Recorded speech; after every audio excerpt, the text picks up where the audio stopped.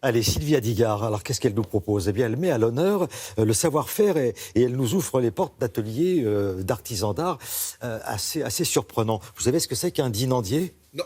Non? Ah, oui, si martelle de je sais plus quel métal. Oui, bon, c'est un peu approximatif. Ah Et oui, c'est pour ça que c'est bien qu'on ait Sylvie Adigard, parce qu'elle va nous parler d'un métier ancestral, mais qui n'a rien de poussiéreux. Regardez.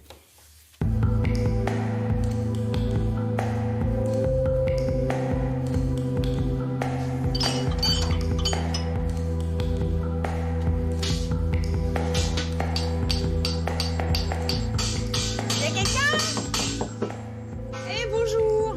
Bonjour Sylvie. Ah, c'est gentil de nous accueillir dans votre atelier. C'est un plaisir. Bonjour Nathanaël. Alors, dinandier, Oui, enfin, artiste. c'est ça. Vous savez m'expliquer tout ça? Ouais. Waouh! Les dessous de la création de Nathanaël Lebert. Alors, ça commence par quoi? Alors ça commence par un dessin. D'accord. Là, en l'occurrence, c'est une aquarelle.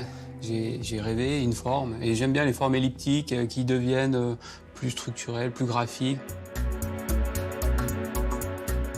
Mon travail consiste à rêver en fait et ensuite à dessiner des œuvres, des formes qu'on n'a pas l'habitude de voir au quotidien.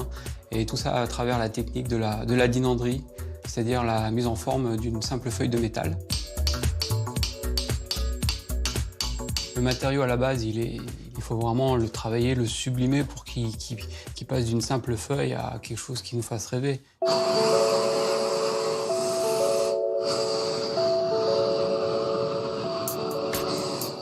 Vos outils, c'est la prunelle de vos yeux, j'imagine, non? Ah oui, sans eux, j'aurais jamais pu faire tout ce que je fais, parce que c'est des outils qui n'existent plus.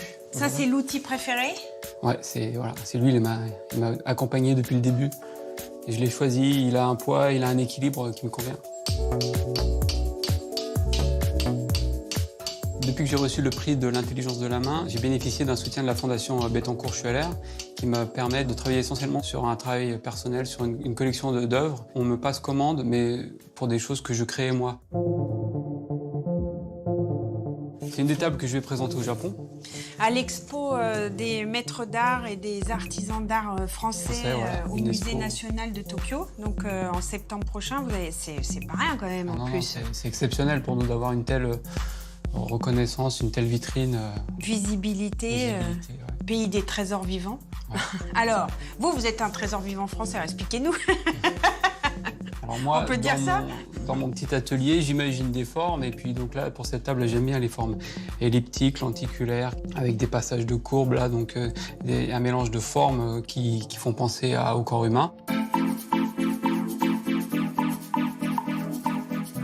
J'ai l'imaginaire qui se développe et j'ai des sensations, j'ai des envies. Il y a visuellement dans la rue, il y a des détails qui m'interpellent et qui vont un peu mûrir dans ma tête, des décors, des passages de dégradés, de matière. Et il y a une poésie qui se met en place dans mon esprit.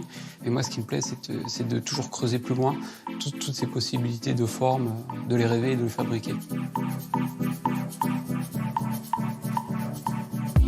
Chaque pièce me demande un mois de travail.